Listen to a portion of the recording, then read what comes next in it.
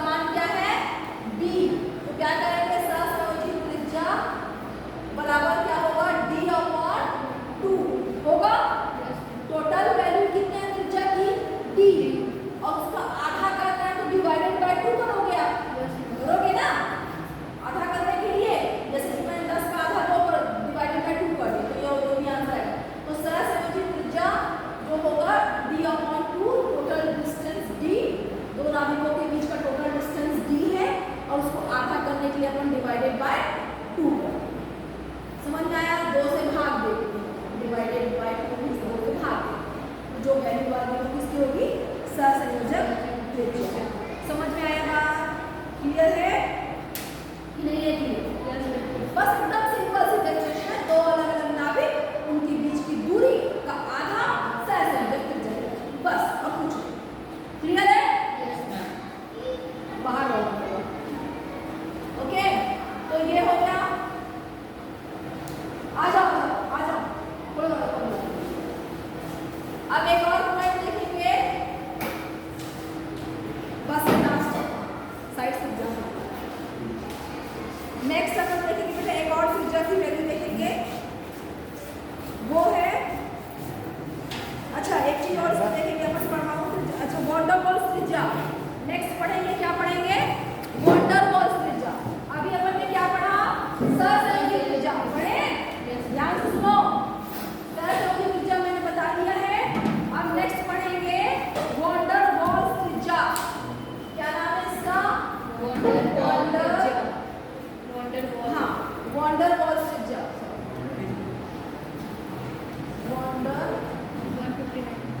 Von डर Waals त्रिज्या, Hindi English दोनों में आप लिख सकते हो। वाल्स वॉन डर वाल्स त्रिज्या। दरवाजे बंद करो बेटा। वॉन डर वाल्स त्रिज्या, ध्यान देंगे। दो लाइन की परिभाषा जो थी इससे पहले वाले में पढ़ाई थी मैंने सहसंयोजक त्रिज्या में, और वहां पर हमने सिचुएशन क्या देखी थी? सहसंयोजक त्रिज्या में क्या सिचुएशन था? दो परमाणुओं के बीच कौन सा बंध होना चाहिए? सहसंयोजक। पढ़े थे अपन? जब सहसंयोजक त्रिज्या पढ़े, बात नहीं करो, सहसंयोजक त्रिज्या पढ़े जब हमने, तो वहां पर दो अणु के अंदर जो परमाणु थे उनके बीच सहसंयोजी बंध था, ये देखे थे। बट ये वाले केस में, वॉन डर वाल वाले केस में एक डिफरेंट केस है, जब दो परमाणुओं के बीच किसी प्रकार का बंध ना हो और फिर भी अट्रैक्शन हो, यहाँ वो केस देखिए, समझेंगे अभी क्या दिया वॉन डर वाल्स में। ठोस अवस्था में दो अणुओं के बीच जब कोई रासायनिक बंध ना हो, तब जैसे कि आप बोलो क्लोरीन अणु और क्लोरीन अणु, दो एक अणु है, ये क्लोरीन अणु और ये वाला क्लोरीन, दो अलग अलग चीजें हैं, है ना? ये एक अणु है और ये दूसरा अणु अलग है। यहाँ पर परिभाषा में आप क्या देखोगे? वॉन डर वाल्स त्रिज्या का एक और नाम है अक्रिय गैस त्रिज्या। इसको याद रखेंगे तो पूरी डेफिनेशन याद आएगी। वॉन डर वाल्स त्रिज्या का एक और नाम क्या है? अक्रिय गैस त्रिज्या, याद रहेगा। अब इसका क्या मतलब है अक्रिय गैस त्रिज्या? देखो अक्रिय वर्ड आया तो उससे आपको एक चीज याद रखना बेटा, जैसे कि हीलियम, नियॉन, ये क्या होते हैं?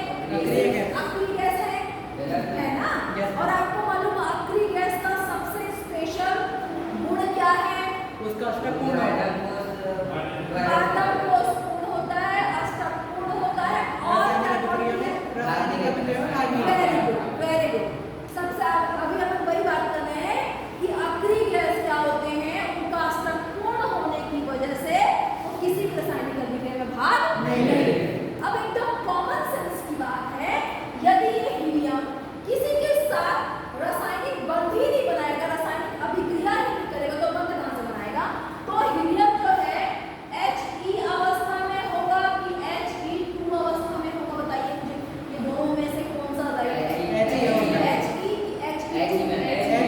क्लियर है?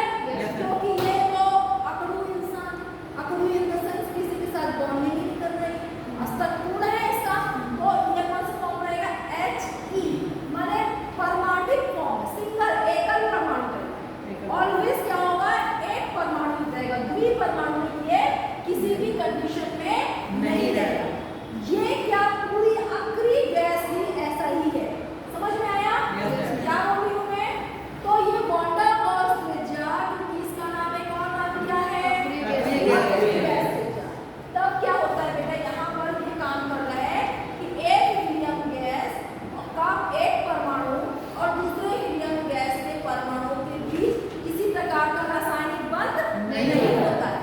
बंध तो नहीं होता है, लेकिन फिर भी कुछ मात्रा में इनके बीच क्या होता है? आकर्षण, अट्रैक्शन होता है, और वो बहुत कम होता है। अट्रैक्शन की वैल्यू, आकर्षण की वैल्यू बहुत कम होती है, और वही जो कहलाएगी क्या, उस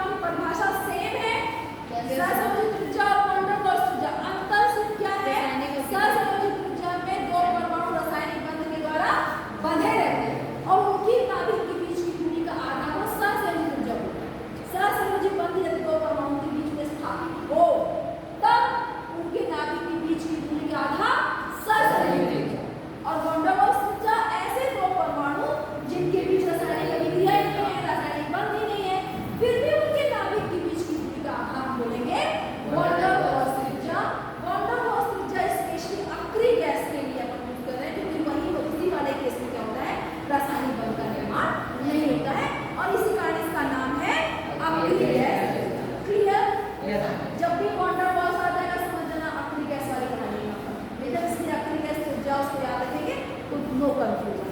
क्लियर है? Yes, yes. ठीक है, तो आज जो मैंने पढ़ाया ये बेसिक चीज है, ये 11 का टॉपिक जरूर है, लेकिन ये पूरा का पूरा आपको 12th में काम आएगा। क्योंकि अगर देखो केमिस्ट्री क्या है, आप रट नहीं सकते, बोलते हैं ना रात को रटे और सुबह सफा हो जाएगा दिमाग से, क्योंकि रट नहीं सकते हो आप इसको समझोगे और समझने के बाद इसको लिख पाओ, समझने पर उसको सिस्टमैटिक लर्न करना पड़ेगा। लर्न मतलब आपको याद रखना पड़ेगा, ये वाला आंसर लिखना, उसके बाद दिया, और आंसर लिखना, उसके बाद दिया, आंसर लिखना, ऐसा। और वो होगा पहला काम समझना, दूसरा काम उसको सिस्टमैटिक करना अपने ब्रेन में, चाहे उसको सिस्टमैटिक करना बोलो, चाहे लर्न करना बोलो स्टेप्स को। देन थर्ड क्या पॉइंट है, राइटिंग। जब तक राइटिंग नहीं करेंगे याद नहीं होगा, क्योंकि ओवरऑल आपको एग्जाम क्या करना है, लिखना है। इसलिए आप लोग बहुत ज़्यादा सोचते हो कि लिखने से टाइम बर्बाद होता है। अगर लिखोगे नहीं ना तो आपके पढ़ने का टाइम भी बर्बाद हो जाएगा। मैंने पढ़ने में आपने जितना टाइम दिया उसका भी रिजल्ट 0 आ जाएगा, क्योंकि आप लिख नहीं पाओगे प्रॉपर। समझ में आएगा? तो ये 3 स्टेप ऑलवेज फॉलो करना। यहाँ जो मैंने पढ़ाया उसको घर में जाके वापस पढ़ोगे सिस्टमैटिक तरीके से, और देन थर्ड क्या करोगे आप, उसको राइटिंग प्रैक्टिस। ठीक है? ओके, आज की क्लास में इतना ही, बाकी नेक्स्ट क्लास में देखेंगे।